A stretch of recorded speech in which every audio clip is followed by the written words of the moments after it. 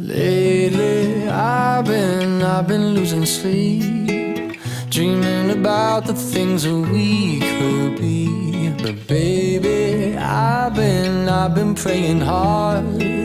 Said no more counting dollars. Hola muchachos, en esta ocasión nos encontramos Lady Tatiana Guzmán Rojas, John Harrison Mendoza Cárdenas, Yurani Alexandra Parra Sierra y quien les habla, Blanca Ginette Jiménez Mora. En esta oportunidad vamos a hablar sobre el título de pruebas en el régimen disciplinario. Vamos a establecer un comparativo entre la Ley 734 del 2002, el Código Disciplinario Único, y el nuevo Código General Disciplinario, la Ley 1952 del 2019. Hola, buen día. Como ya lo dijo la compañera Blanca, yo el día de hoy estaré solucionando algunas dudas que pueden surgir en base a la Ley 734 del 2002 y la Ley 1952 del 2019, que corresponde pues a todo el tema de pruebas en materia disciplinaria. Bueno, Yurani, yo tengo algunas inquietudes. Mi pregunta es, ¿en qué se fundamentan las decisiones interlocutorias y el fallo en materia disciplinaria? Bueno, pues el fundamento de las decisiones interlocutorias y el fallo disciplinario se fundamenta en las pruebas legalmente producidas y aportadas al proceso a petición de cualquier sujeto procesal. Además de eso, también pueden ser de oficio y la carga probatoria corresponde al Estado. Yurani, ¿eso es en qué código? Bueno, en la Ley 734 de 2002, que es el código que teníamos anteriormente, lo encontramos en el artículo 128. Y en la Ley 1952 de 2019 podemos encontrar en el artículo 147 y no cambia en lo absoluto. No cambia en nada. No cambia. Listo. En la búsqueda de la prueba, ¿qué postura debe siempre tomar el funcionario? Bueno, pues este funcionario siempre va a tomar una postura totalmente imparcial. Este puede realizar una investigación que lo lleve o que concluya en que sí existe una falta disciplinaria, o simplemente con esta investigación que hace ese funcionario puede eximir de responsabilidad disciplinaria al sujeto que se está investigando en el proceso. Recordemos que este funcionario puede llevar pruebas de oficio. Y bueno, y respecto al tema entre los códigos, ¿cambió algo? No, todo es totalmente igual. Sí, en la Ley 734 del 2002 lo encontramos en el artículo 129 y en la nueva, que es la Ley 1952 del 2019, lo encontramos en el artículo 148 y es totalmente lo mismo, no cambió nada. ¿De prueba establecidos en el sistema disciplinario? Bueno, pues según la Ley 734 del 2002, en el artículo 130 nos dice que los medios de prueba pueden ser los testimonios, la confesión, el peritaje, la inspección o visita especial, al igual que los documentos. También tenemos aquellos que se practiquen en la Ley 600 del 2000 y tenemos que los indicios se tendrán en cuenta en el momento de apreciar las pruebas.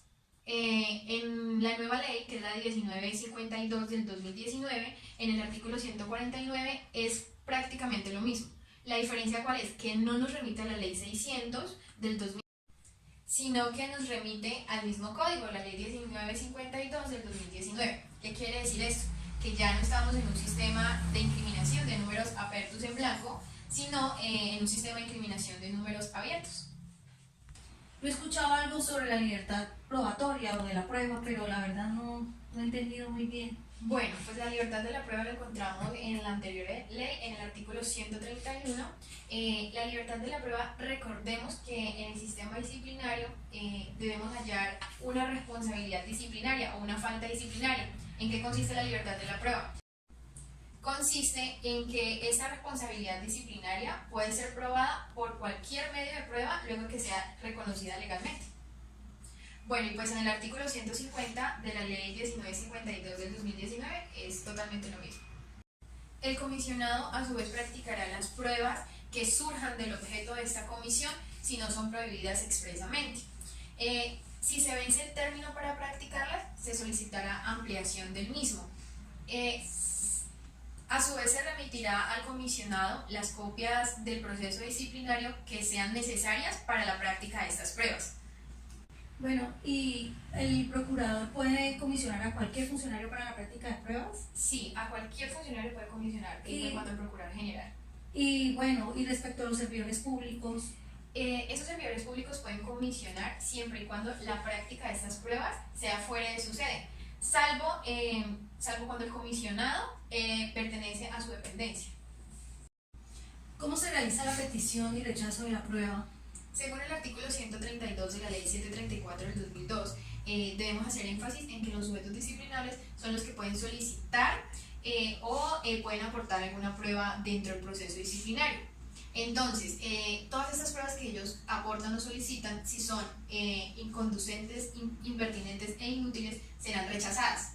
Al igual de que si una prueba es practicada ilegalmente, no se tendrá en cuenta dentro del proceso. Es decir, las que afecten el debido proceso.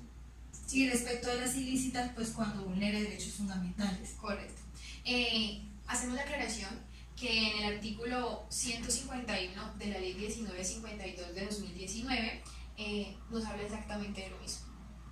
La práctica de pruebas por comisionado, ¿eso en qué consiste?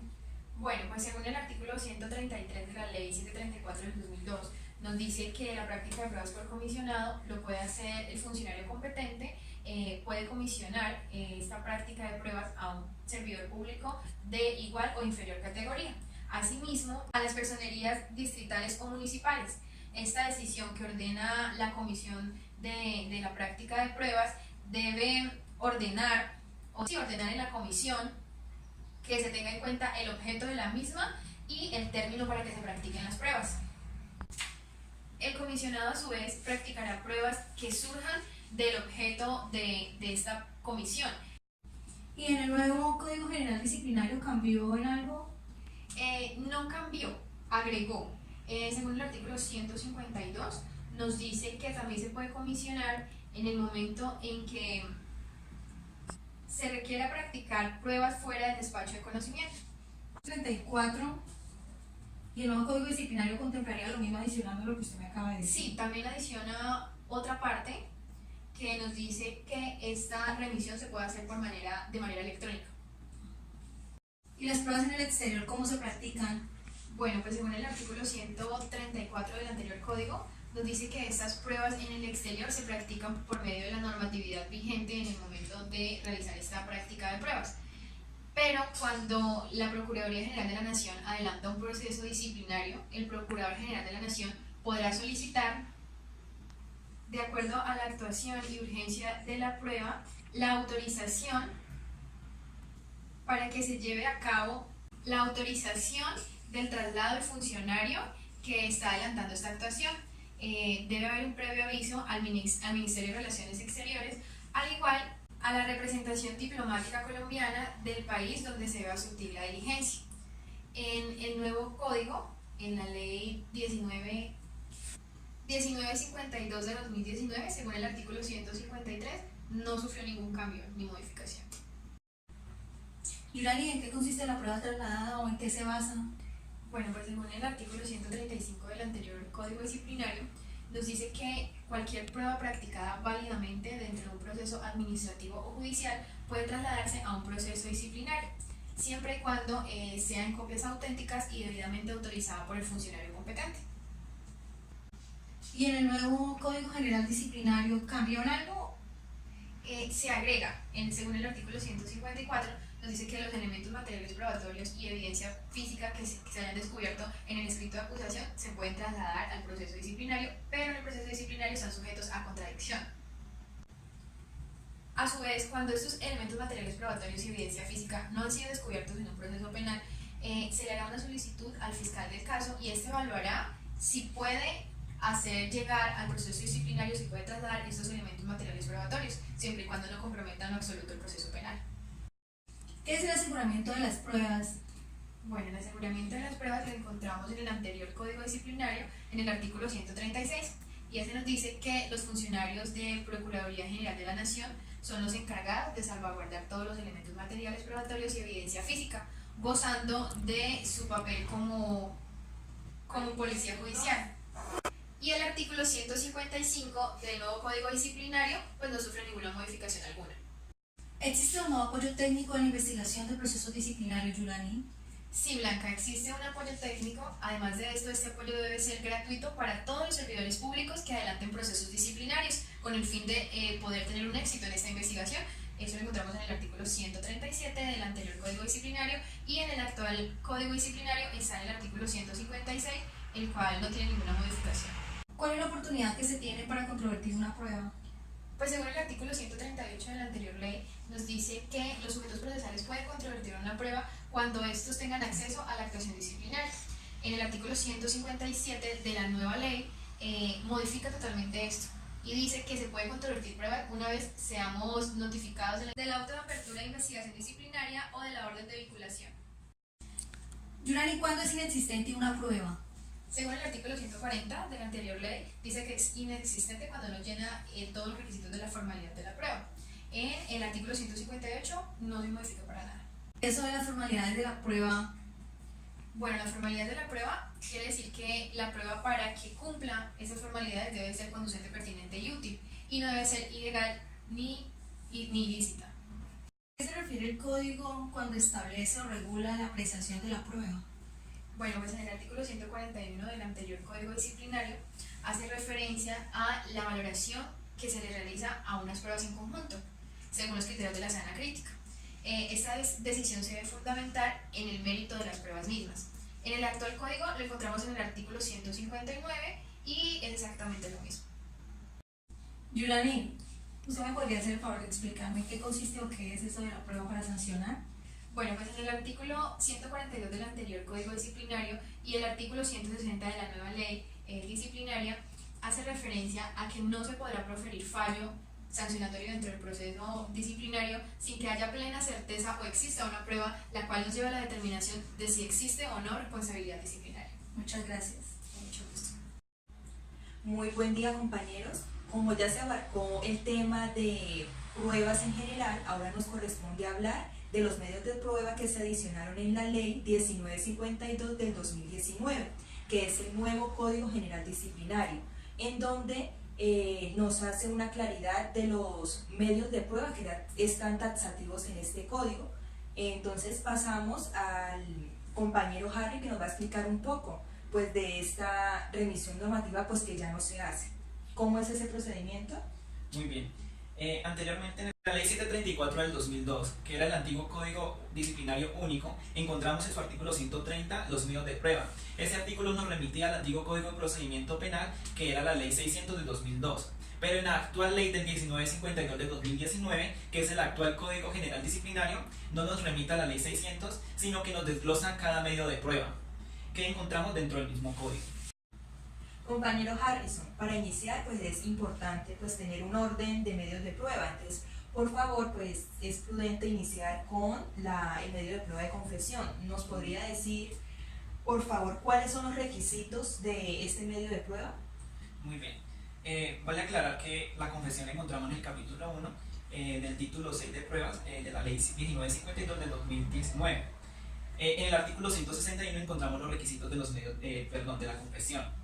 Esa nos dice que la confesión debe reunir los siguientes requisitos. Como primero encontramos que se debe de hacer ante un funcionario disciplinario competente, el cual deberá fallar en la investigación o de instruir. Además, si se hace ante el comisionado o delegado. Como segundo requisito encontramos que la persona quien confiesa deberá ser asistido por un abogado. Como tercer requisito encontramos que a la persona que va a confesar se le deberá dar a conocer su derecho de no declarar contra sí mismo, además de darle a conocer sus garantías contempladas en el artículo 33 de la Constitución Política. Y como cuarto y último requisito encontramos que la declaración debe hacerse de forma consciente y libre. Compañero Harry, ¿ahora nos podría explicar cuáles son los beneficios de la confesión? Claro que sí. Los beneficios de la confesión encontramos en el artículo 162 pues, de la actual Ley 1952 de 2019. Esa nos contempla que si al momento de instalar la audiencia el disciplinado acepta responsabilidad que se le imputa en el auto de citación a audiencia o de formulación de cargos, la autoridad disciplinaria inmediatamente la evaluará. Pero además, si procede esa aceptación de cargos, inmediatamente deberá suspender la audiencia por el término de 10 días para que proceda a proferir el fallo sancionatorio. En el momento de dosificar la sanción, la autoridad disciplinaria deberá disminuir dicha sanción de inhabilidad, suspensión o multa, hasta en una tercera parte de la sanción a imponer. Pero ese beneficio no se aplicará cuando se trate de faltas gravísimas, que se contemplan o están contenidas en el artículo 52 de este mismo código. Si la confesión se da al momento de la etapa de investigación, la autoridad la valorará y de ser procedente, pues la evaluará y citará a audiencia para luego formular cargos. Entonces, con relación a lo anterior, ahora, ¿cuáles son los criterios para la apreciación de la prueba de confesión? Muy bien. Los criterios para la apreciación de la confesión encontramos en el artículo 163 pues, de este mismo código, el cual contempla que para poder apreciar la confesión y determinar su mérito probatorio, la autoridad competente deberá pues, tener en cuenta las reglas de la sana crítica, además tener en cuenta los criterios de apreciación del testimonio. Ahora es importante pasar a la segunda prueba que corresponde al testimonio. Entonces, compañero Harry, le pregunto, ¿quiénes están en el deber de rendir testimonio según la nueva ley? Muy bien. El testimonio lo encontramos en el capítulo 2 pues, de esta misma ley, que es el actual Código General Disciplinario. El deber de rendir testimonio lo encontramos en el artículo 164, el cual nos contempla que toda persona está en la obligación de rendir bajo juramento testimonio, el cual sea requerido en la actuación procesal, pero tiene unas excepciones, las cuales son constitucionales y legales. Cuando se trata de menores de edad, pero que son mayores a 7 años, estos podrán rendir testimonio, diligencia que deberá realizarse ante un defensor o comisario de familia en su despacho, o a través de audio y video cuando las circunstancias así lo determinen. El menor podrá absolver el cuestionario enviado para el caso por la autoridad disciplinaria. El disciplinado o su defensor podrán hacer preguntas que no vayan en contra del interés del cuestionado. Compañero, ahora me podría explicar un poco qué es el testigo renuente. Claro que sí, compañera, pero primero quisiera aclarar que el testigo renuente en la anterior ley 734 del 2002 se encontraba en el artículo 139. En la actual ley 1952 del 2019 lo encontramos en el artículo 165, el cual contempla que el testigo citado a comparecer, si se muestra renuente, pues como lo había dicho anteriormente, a comparecer se le podría imponer multas de 50 salarios diarios mensuales vigentes a la ocurrencia del hecho, pues a favor del Tesoro Nacional, a menos de que ese se justifique satisfactoriamente dentro de los 3 días siguientes a la fecha de citada para el que declarara. Pero además, esa decisión deberá ser motivada, contra la cual procede el recurso de reposición. Pero además, impuesta la multa, el testigo seguirá obligado a comparecer para declarar, para la cual se fijará nueva fecha para esa declaración. Pero si la investigación cursa por la Procuraduría General de la Nación, podrá disponer la conducción del testigo por medio de las fuerzas de policía en caso de urgencia y resultará necesario evitar la pérdida de la prueba. Pero esa conducción jamás podrá privar de la libertad. Esa norma no se aplicará a quienes estén exceptuados constitucional y legalmente para declarar. En un parágrafo de ese mismo artículo encontramos que la multa se aplicará de acuerdo a lo establecido del quejoso temerario, según el artículo 210 del mismo código. Harry, ¿quiénes están exentos al deber de declarar? Bien, según el artículo 166, los exentos para declarar encontramos lo siguiente. Nos establece que el servidor público deberá informar a quien vaya a rendir testimonio de las garantías contempladas en el artículo 33 de la Constitución Política. Pero además encontramos en su artículo 167 otras excepciones que nos establece que por oficio o su profesión.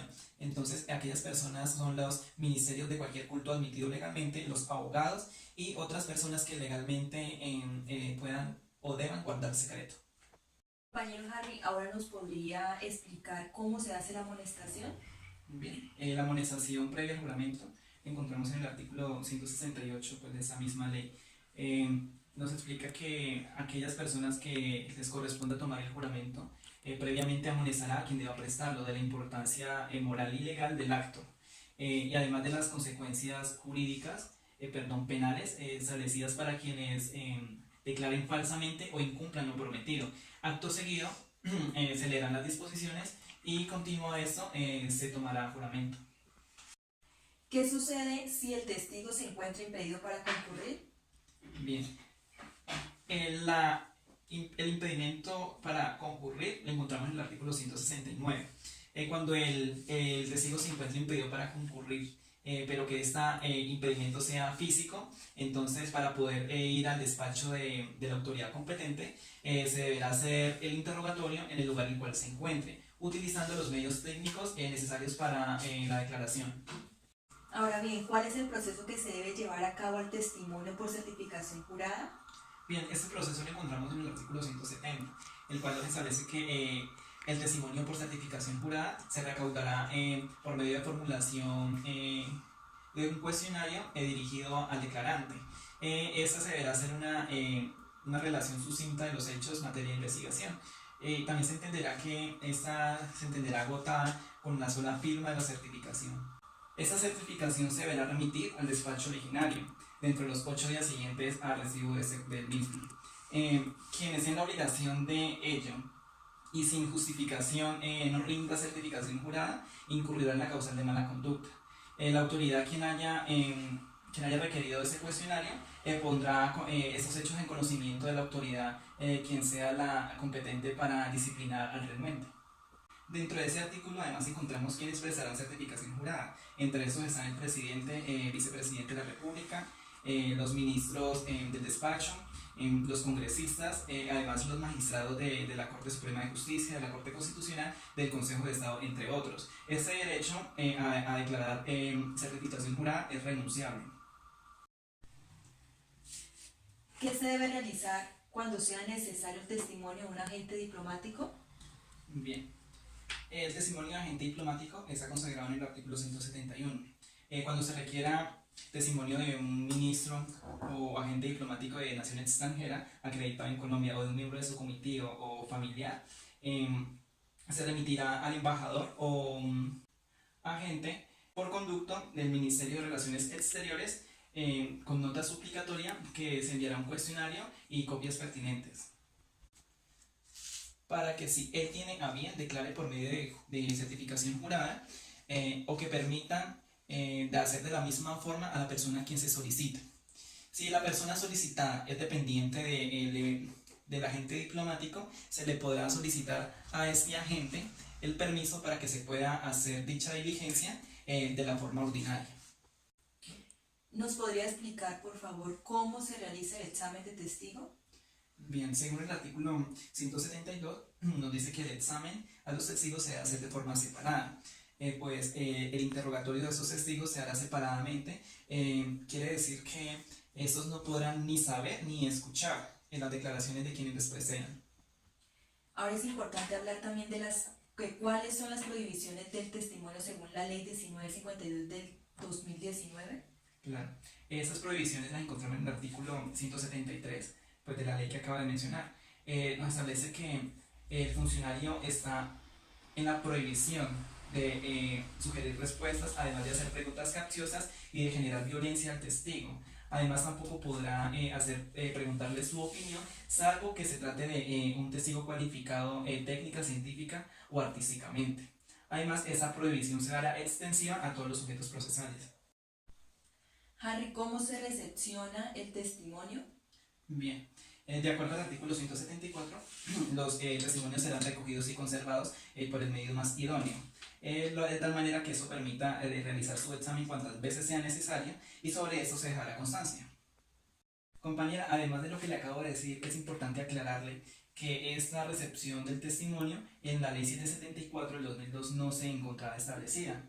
Pero además, para complementarle lo que le acabo de decir, el artículo 175 nos habla de la práctica del interrogatorio que hace parte también de la recepción del testimonio, lo cual debe contener como primero, una vez presente e identificado el testigo, el funcionario deberá amonestarlo y seguido de esto le tomará juramento. Luego le preguntará sobre su situación civil, además de sus datos personales y sobre la relación que existe entre el parentesco o sobre la relación con el disciplinable, que tenga con el disciplinable. Además se le deberá advertir que este podrá ser exento de acuerdo a las excepciones constitucionales y legales que se establecen. Como segundo, encontramos que el funcionario le informará sucintamente al testigo sobre los hechos objetos de la declaración. Una vez se le informe acerca de esos, le solicitará que haga una relación, o mejor, un relato de cuánto le consten los mismos. Una vez se termine eso, se procederá a formular preguntas de complementación o de aclaración que sean necesarias. Cumplido lo anterior, se le permitirá a los sujetos procesales para que interroguen. Las respuestas se registrarán textualmente Además, el funcionario le deberá requerir al testigo que se base únicamente sobre los hechos y sobre lo cual se le pregunte. ¿Sería tan amable de explicarnos cuáles son los criterios para la apreciación del testimonio? Claro que sí. Según el artículo 176, los criterios para esto, para la apreciación del testimonio, nos explica que el funcionario tendrá en cuenta los principios de la sana crítica y especialmente lo relativo a la naturaleza del objeto percibido, de sanidad del sentido o de los sentidos, por la cual o por el medio del cual se obtuvo la percepción, además de las circunstancias de tiempo, modo y lugar en la cual se percibió, además de la personalidad y de la forma en la cual el testigo declaró. Muchas gracias por su intervención. Con gusto. Continuamos con la compañera Lady Tatiana Guzmán, que nos va a explicar el tercer medio de prueba que hace referencia al peritaje, según la nueva ley 1952 de 2019. Muchas gracias. Encontramos en el artículo 177 de la ley 1952 del 2019 que establece como título pues la procedencia. Se dice que la autoridad disciplinaria podrá decretar de oficio o a petición de los sujetos procesales la práctica de pruebas, ya sean tecnocientíficas o artísticas, que serán rendidas ya sea por servidores públicos o particulares que acrediten conocimiento y experiencia en los temas objeto de prueba. Compañera, ¿y cómo debe acreditar el dictamen el perito? El perito debe presentar el dictamen de dos maneras. La primera, esto debe ser motivado y rendido bajo juramento, pues este se entenderá presentado con el hecho solo de estar firmado, y pues se correrá el término de 3 días a las partes para que estos conozcan del dictamen. Pues se hace para que estos puedan complementar o que se aclare el dictamen. ¿En qué consiste el impedimento y recusación del perito? El artículo 178 nos habla de los impedimentos y recusaciones que tienen los peritos, pues dice que los peritos podrán ser impedidos o recusados con las mismas causales de la autoridad disciplinaria competente. ¿Esto qué quiere decir? Que ellos se rigen también por las mismas causales que se encuentran estipuladas en el artículo 105 del Código General Disciplinario, o sea, de la Ley 1952 del 2019. Compañera, ¿y en qué momento puede manifestar el perito que incurre en una causal de impedimento? Este lo podrá hacer antes de su posesión, acompañado, pues si es posible, de la prueba que sustente este impedimento. Esto también pues se llevará al competente y este pues lo reemplazará si lo acepta. Perfecto, compañera. Coménteme ahora quién puede recusar al perito y cómo lo debe hacer. ¿Quién puede recusar al perito? Pues lo pueden hacer los sujetos procesales y estos deberán aportar las pruebas que tengan en su poder o las que ellos crean pertinentes. También la recusación deberá hacerse de manera escrita antes de que el perito tome posesión o antes del vencimiento de la presentación del dictamen.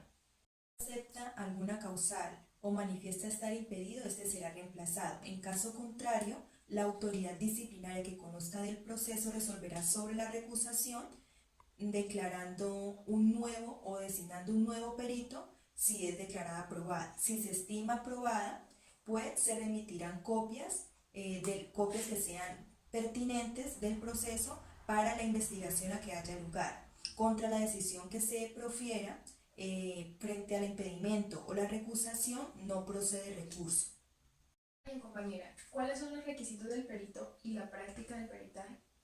Según el artículo 179 del Código General Disciplinario, establece como requisito y práctica, pues dice que los peritos deben manifestar, pues bajo juramento, que cumplen fielmente con los deberes que a ellos se le impone, y además que se debe acreditar la idoneidad y la experiencia que en materia de prueba se trata. El perito confirmará que tiene los conocimientos necesarios para rendir el dictamen. En el desempeño de sus funciones, el perito deberá aportar los elementos necesarios para su estudio en cada caso concreto. Para ello, el funcionario competente deberá informar los elementos necesarios y oportunos. El perito deberá asegurar, recolectar, registrar y documentar la evidencia que resulte de su examen, actividad en la cual no será necesaria la presencia de los sujetos procesales. Estos tendrán la oportunidad de controvertir dicho examen por una sola vez en el tiempo en que se corra el traslado. El dictamen debe ser claro, conciso y preciso conforme a lo estipulado por el funcionario del conocimiento. Para ello se explicará también la metodología empleada y el alcance de la conclusión. Eso quiere decir que se necesita exámenes, experimentos e investigaciones efectuadas, lo mismo que fundamentos técnicos, científicos o artísticos de las conclusiones. En caso de que se designen varios peritos, estos conjuntamente realizarán las investigaciones necesarias y pertinentes para rendir su dictamen. Si existe alguna discrepancia, pues estos rendirán su dictamen por separado. En todos los casos, al perito se le advertirá de la prohibición de emitir en el dictamen juicio de responsabilidad disciplinaria. El perito presentará su dictamen de manera escrita o por cualquier medio que sea eficaz en el término que establezca la autoridad disciplinaria, o este tiempo también estará sujeto a prórroga. Si no existiera justificación, se le informará a la autoridad disciplinaria que le corresponda. Compañera, pasando a la contradicción del dictamen, ¿qué se hace una vez se ha recibido dicho dictamen? Pues es importante resaltar que la contradicción del dictamen se encuentra estipulado en el artículo 180 del Código General Disciplinario. ¿Qué se hace? Pues el funcionario competente examinará que se haya cumplido a cabalidad con lo ordenado. De no ser así, pues el perito tendrá un tiempo, se le pasará al perito para que éste lo corrija o lo complemente. Bien, compañera. ¿Y si se satisfacen todos los requisitos mediante decisión, por qué medios se notifican estos? Estos se notifican por estado. ¿Y por cuánto tiempo se puede solicitar la aclaración, complementación y adición del dictamen? Por un tiempo o por un término que ya se encuentra establecido en la ley, que es de 3 días.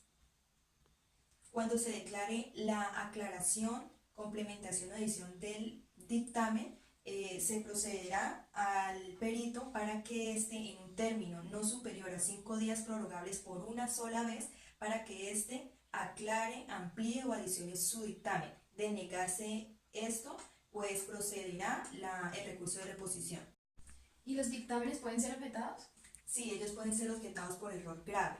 En todo caso, también se dice que cuando exista, en caso de concurrencia de solicitudes provenientes de distintos sujetos disciplinables para la objeción de un dictamen, o se pida la aclaración, ampliación o adición de un dictamen, pues primero se resolverá la objeción. Compañera, ¿y hasta cuándo puede ser allegado el escrito de objeción? Puede ser allegado hasta antes de correr traslado de alegatos de conclusión previo al fallo, y en él se debe precisar el error y se podrá pedir o allegar las pruebas para demostrarlo. Si se acepta la objeción, se designará un nuevo perito en donde éste emitirá un dictamen en el cual se debe regir bajo el procedimiento aquí previsto. Si no se acepta la objeción, pues este tendrá objeto al recurso de reposición. El dictamen emitido por el nuevo perito no es objetable, pero sí está susceptible a aclaración y complementación. La decisión correspondiente será adoptada de plano. Los traslados de la etapa de investigación se comunicarán y notificarán por estado.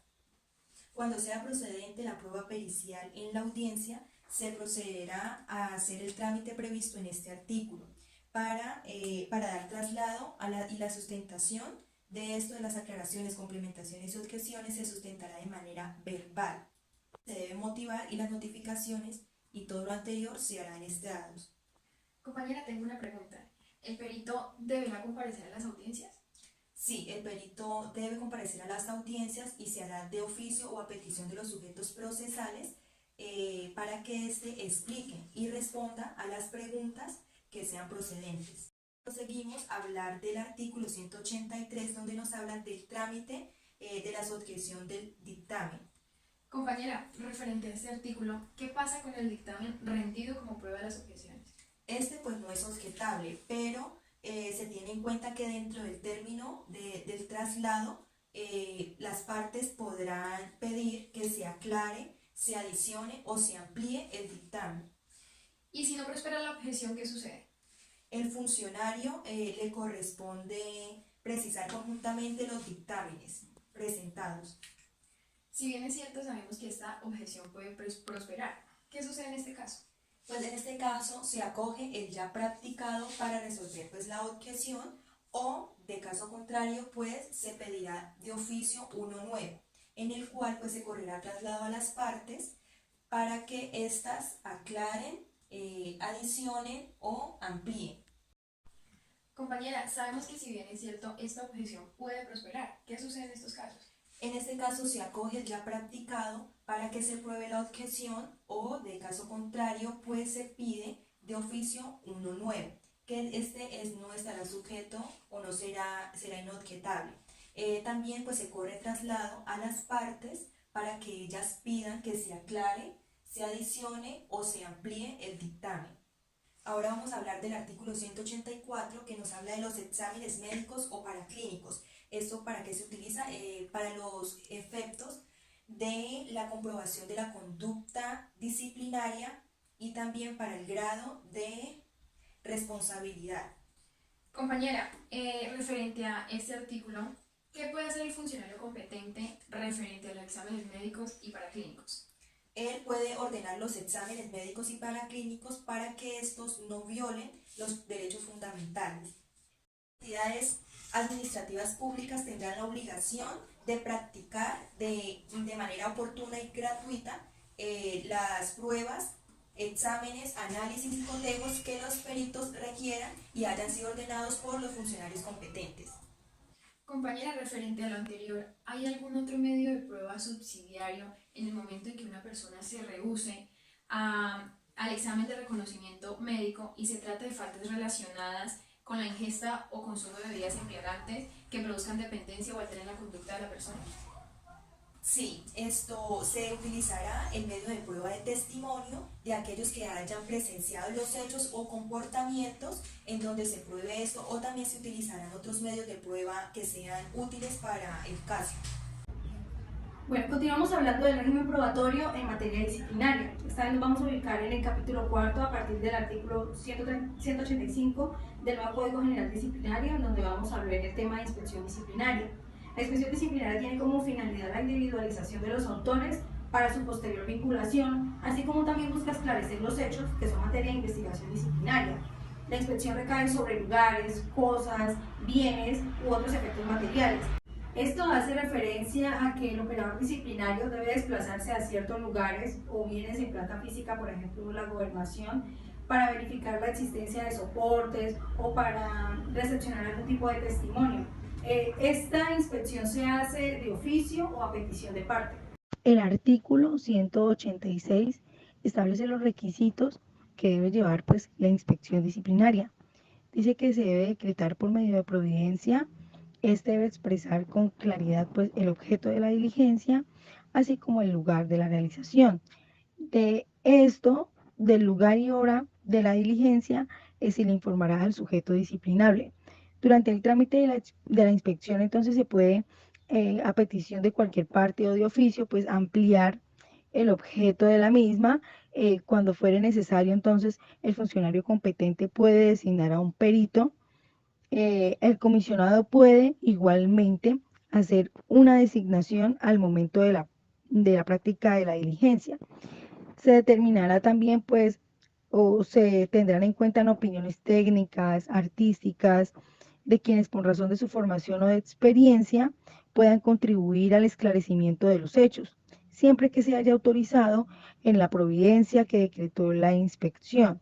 Cuando la inspección disciplinaria sea ordenada durante el trámite de la audiencia, se debe señalar fecha y hora en la que se llevará a cabo y se puede comisionar para su práctica.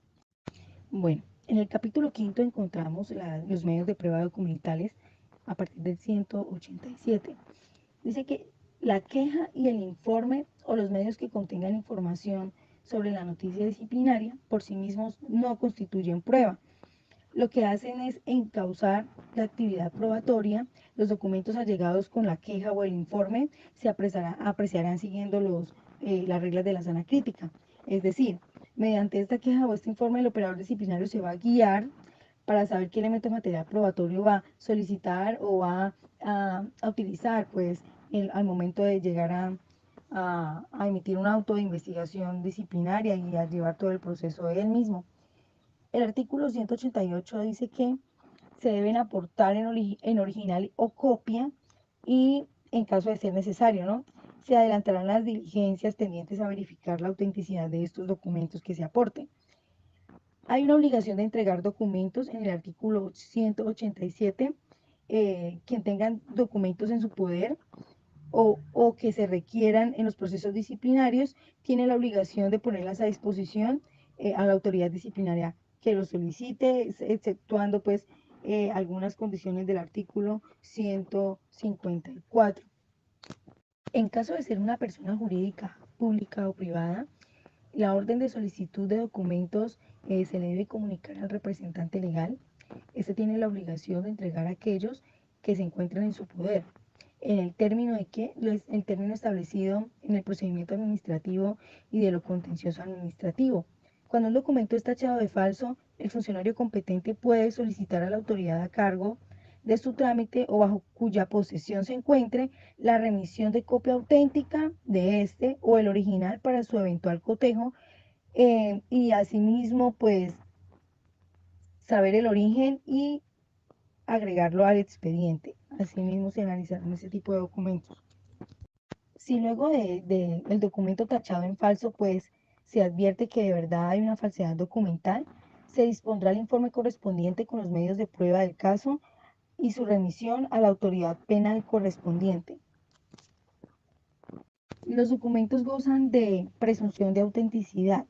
Las informaciones y documentos reservados solo tienen un carácter reservado las informaciones y documentos que están sometidos a reserva por la Constitución o la ley, en especial los protegidos por el secreto comercial o industrial, los relacionados con la defensa o seguridad nacional, los amparados por el secreto profesional, los que involucren derechos a la libertad e intimidad de las personas, los relativos a las condiciones financieras de las operaciones de crédito público y tesorería que realice la nación, así como los estudios técnicos de valoración de los activos de la nación.